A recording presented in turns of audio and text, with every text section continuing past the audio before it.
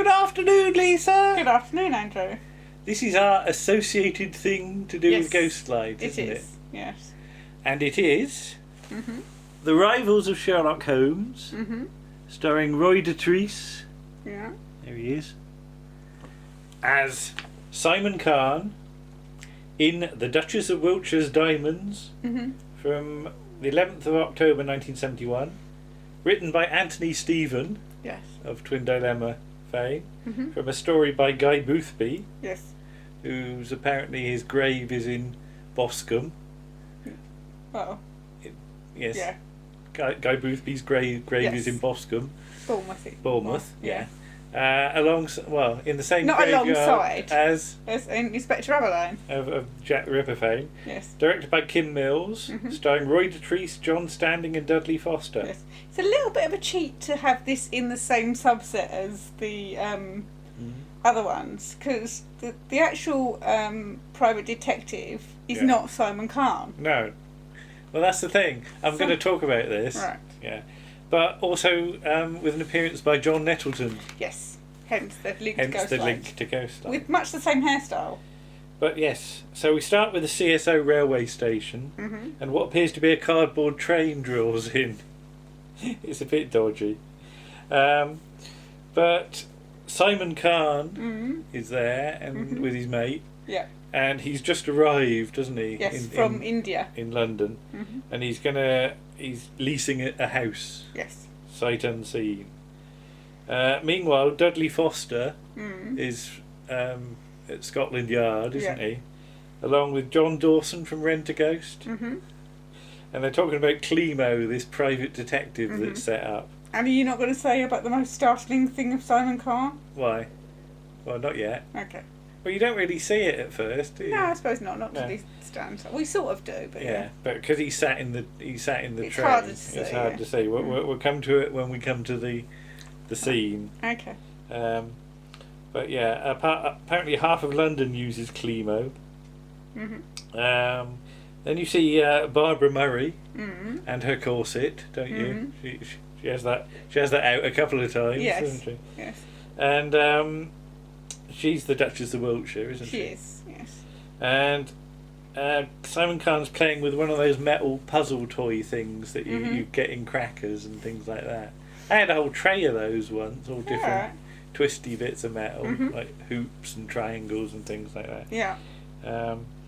But it turns out that the house he's renting is going to be the exact next door neighbour to Klimo, which is an amazing coincidence. Yes.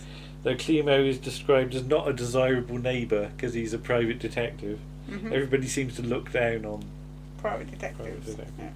But he comes home and his sort of manservant, which is John Nettleton, starts to take off his jacket and shirt. But you have seen... And at this point you realise he's got a sort of hump. But you've seen it before. Yeah, you see it when he gets off the train. That's true, yeah. So... Yeah. But... And I must admit, the first time we saw it, we might have snickered a little bit. Yeah.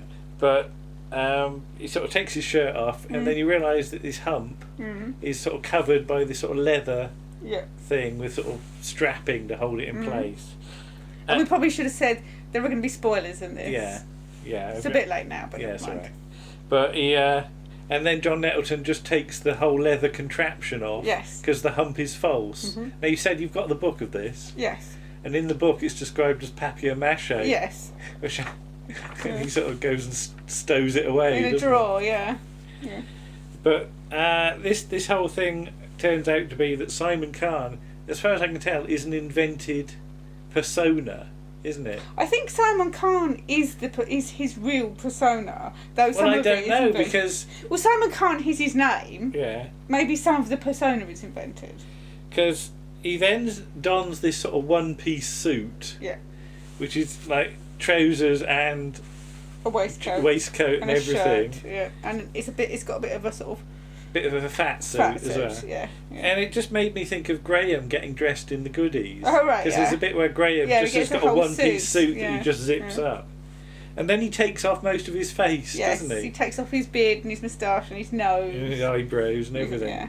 And then he starts applying makeup in a very, very long longly held shot, which goes on for about 2 minutes. Yeah. Of him like applying all stuff and putting glue on, and then putting whiskers on, and then a bald cap and hair and eyebrows. And eyebrows. And his bald cap's still not flat when he. Yeah. I mean, he just about gets away with it. But basically, it's like still not, watching somebody doing their own makeup in panto, isn't it? Yeah. But yeah, it's glued to his forehead, and there's a definite line. It should and at this point, you probably realise this is another weird one, isn't it? Yes. Because there's quite a lot. There's a lot of weird ones in the Rivals of Sherlock Holmes. So yeah, he puts the hairpiece on, and I put "Can't see the joy" in "Except you can." Cut to John Nettleton pulling some faces as he sort of reacts to it, and then he's transformed into Mr. Klimo, which I described as a hairy leprechaun. Because he starts doing this Irish accent as well, doesn't he? Which I was going to attempt, but mine's probably even worse than his. And the trousers are real sort of big check loud things, like sort of Troughton ones, aren't they? And he sits on a chair, which is up against the wall, like a desk. And the whole apparatus revolves, and he goes into next door. Yeah, so at what point... Because obviously he's had to alter the house for this into the one next door. Yeah, so all this has been set up. It's all been set up in advance, hasn't it? Yeah. And then he adopts his silly voice, and he's got a housekeeper on the other side. Isn't he? Then in comes Paul Whitson-Jones, who's had all his silver stolen, £5,000. Yes. And Mr. Klimo sort of explains what happened to his silver, and he reckons that it was dumped outside in a sack, and then a bloke turned up disguised as a rag and bone man and took it away. I wish we'd seen this. Yes, well, they can't do everything. Okay. Then we see the Duke of Wiltshire, because they're in their sort of club now, aren't they? I thought that was his house, because there's an Indian servant in the background, and he's got Indian servants. Okay. But it might be a club, I don't know. Yeah, so Paul Whitson-Jones and Peter Sellier and Carne and Carne's mate. Amberley. Yeah, sort of discussing this. And so, Peter Sellier, also from Yes Prime Minister, rival to Sir Humphrey as the head of the Treasury. So, how about getting Klimo in to prevent the risk of theft of the Wiltshire diamonds, if he agrees? So, the Wiltshire diamonds are kept in a special casket. Now, next door to the Wiltshire house is for sale. So John Nettleton has to go and view the house, adopting a different persona. Yes. And take wax impressions of the keys and all of this stuff. The Wiltshires are going to have their ball on the 4th of June, and Carne is invited. But he says he wants to photograph the casket that the diamonds are kept in. So you can take it away on the day of the ball. Meanwhile, Klimo's going to call at 10 p.m. to give advice. Impudent rascal he's described as, but the Duke of Wiltshire agrees to it. The property next door is up for £30,000. Which is a lot of money. Which is a lot of money even then. But it's like Belgrave Square, isn't it? So John Nettleton sort of viewed it and made plans of the house and everything. The Dino Shafiq klaxon goes off at this point as he gets a couple of lines to see in Lord Amberley. John Standing. Right, thank you. Klimo's turned down the job, even though he was offered 1,000 guineas, saying it's too difficult, impossible to guarantee the safety of the diamonds, and says get police protection and give the 1,000 guineas to charity. And Carne is playing with a sort of wooden toy thing, which is one of those little things a bit like that you put a coin in and slide it in, and then you slide it out again and the coin's disappeared. And then you slide it back in and the coin appears again. But the first time he does it, you can see it didn't quite work. Yeah, you can see the other little bit. Cocks it up because it's got 2 holes, isn't it? Yeah. I used to have something like this. And this gives him the inspiration to how to nick the diamonds. So Dudley Foster's going on about how Klimo's a barb in the side of Scotland Yard, and 5 major burglaries have been committed, and he's explained them all. But he's suspected of doing the robberies and taking the fees for the advice. Yeah. The diamonds are worth £100,000 and Scotland Yard will be ready. So John Nettleton has to leave some sort of more clues, doesn't he? He has to leave footprints in the culvert between the two houses. He's left footprints. He's scratched the paintwork. He's gone to the he's got to go to a pawnbroker's to ask about getting rid of diamonds. Except the chief pawnbroker, the chief pawnbroker. Yeah. The owner's away in Amsterdam, and he's going to have to deal with the sort of assistant or something. So it's just a load of false trails and clues. So Klimo's sort of Indian sort of servants, I guess they are, have made a false bottom for the box. Yes. And they've made sort of a prototype one. A dummy box, yeah. Which they put a knife in, and then you shut the lid, and then you wait an interminably long time while somebody underneath removes the knife at a shot, and then they open up, because it's all done in one shot, you see. Yeah. That's the thing. They'd have better to be cut away. It actually looks less convincing because they hold it on the same shot, but never mind. They were sort of making the effort to make it seem like it was an illusion, except it takes about 6 seconds too long. So they make a false bottom for the casket, a sort of mechanism to put in it, basically, isn't it? And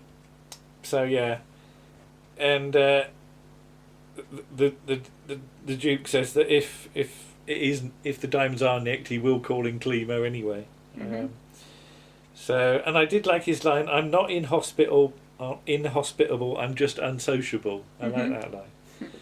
And Peter Sellier's got his nightcap on later on after the ball, hasn't he? Yeah. So, and Barbara Murray's taken her diamonds off. Yes. Well, she takes her dress off. And he starts to have a bit of hoo-hoo, doesn't he? Yes. And then she tells him to go away. Well, no, not to go away. She tells him the diamonds have got to be put in the safe. Yeah. Yeah. But, and then when he goes away, she sort of rolls her eyes. Yeah. I don't think she's that keen. It's just his little wee willy winky job with the tassel on the end. I always like that. So he takes the casket off, puts it in the safe. Locks it. Next day, the casket's removed from the safe. She wants one last look at the diamonds, so she opens the casket and goes, "Ah!" and sort of falls out of shot. And faints, because they've disappeared. So Klimo is sent for, and he asks to examine the casket, and he does it like with his back to them. Nicks the diamonds and takes the mechanism out. Then Dudley Foster turns up, hot on the trail. Where's Klimo? He's got the diamonds with him. So Klimo arrives at his house and passes the diamonds on to his housekeeper and says, "Put them in the usual place." He says, "Give them to Belton and tell them to put them in the normal place." Belton being Jonathan. Dudley Foster and all his men search the house and there's no sign of them. And then Klimo explains it was probably done with entry via the premises next door, and they should search all the pawnbrokers, but it's probably too late, you'll never see them again. But he explains where they've probably gone. Dudley Foster's told to apologise to Klimo, except he doesn't. And then Carne's mate says, is talking to him at the end, and they say about how he's got a remarkable neighbour, although Carne regrets that because he's sort of so lowly they'll never meet. Which is and he says, well, maybe you should get yourself burgled. And then we roll the end credits, which is absolutely full of great actors and names, and of course directed by Kim Mills, who of course directs Weird Things. Yes, and writes Weird Things. Yes. But that's a great little one. Yes, I just remember the first time you watch it and you see the bit where he takes his hump off. He's just think, hang on a minute, what's going on? And then puts on his fat suit as Klimo, and then revolves through to the wall. And you think, hang on, we're back in bonkers territory again, aren't we? Because there is a little bit. It's a bit Rafflesy, isn't it? Yes. That he adopts disguises and things like that, and he's mixing in high society and is well thought of. So there's a bit of a connection there. Yeah. And so, if you like Raffles, but this is like Raffles, but with the bonkers factor turned up a bit, isn't it? Yeah. Because I don't think even Raffles would would go through some of the hoops that he No. he goes through to No. to do this. Hmm. But yeah, it's all because he's I think he's lost his family fortune. Yeah.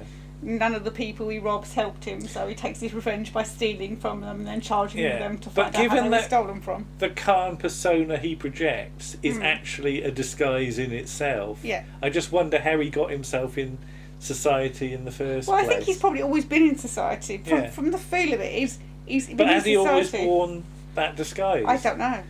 That's the He's thing, lived in India, isn't he? Yeah, So, I can't quite see how he gets to this yeah. position. I'm not sure it's explained in the story. Well, it probably isn't because it's yeah. it's only a short story. But I think he goes off back to India at the end of the But story. he's not going to be known as his normal persona and then suddenly have changed into this. They're not going to say to him, "Oh, you've changed, Carne, haven't No. you?" No, so So- he's always must have had the hum. Yeah. So the persona we see, Yeah. like the in-between stage, the undisguised stage, is never seen by anyone. No. That's the thing. So Only only Belton. he's always wearing a disguise. Yeah. Yeah. Which is interesting. Yeah. But there you are.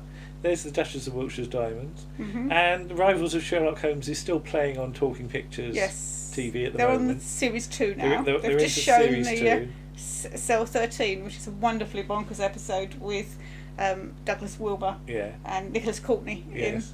amongst others. They are available on DVD from Network Yes. as a box set now. So if you I'd want to certainly watch say them, get the DVDs. yes, Cause because you don't. I mean, much as we love Talking Pictures, you don't get the proper end caps on there because obviously No. they have their own end caps. So if you watch it on the DVD, you get the end yeah, caps. there's special ones done for each story. Yeah, yeah. So But yeah, they are highly recommended, I think. and great fun. And episode 40 of Around the Archives gets ever closer. It does. So watch out for that soon. Yes. See you all then. Okay. Bye bye. Bye.